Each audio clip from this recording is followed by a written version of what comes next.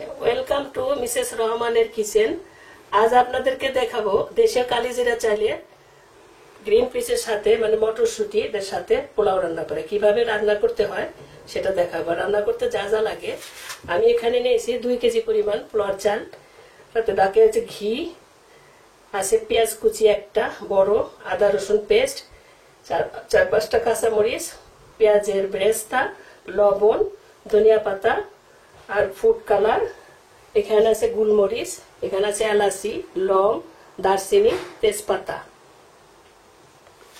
শুরু করলাম আমি পোলাও রান্না। এখন আমি দেখেন টেবিল চামচের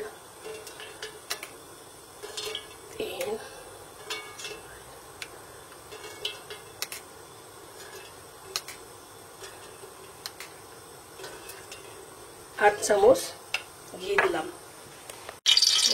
ঘিটা আমার গরম হয়ে আসছে। এখন পেঁয়াজ কুচিটা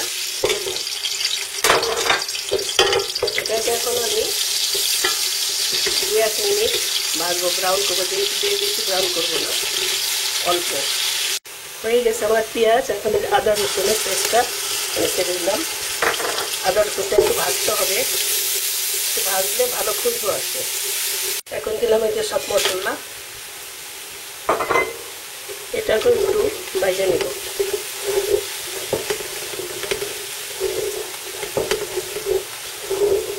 এখন ভোনা হয়ে গেছে, চালটা ছেড়ে দিলাম। চালটাকে আমি একটু ভেজে নেব। চালটা আমার ভাজা হয়ে গেছে। এখন আমি এখানে পরিমাণ মতো পানি ফুটিয়ে রাখছি, এটা দিব।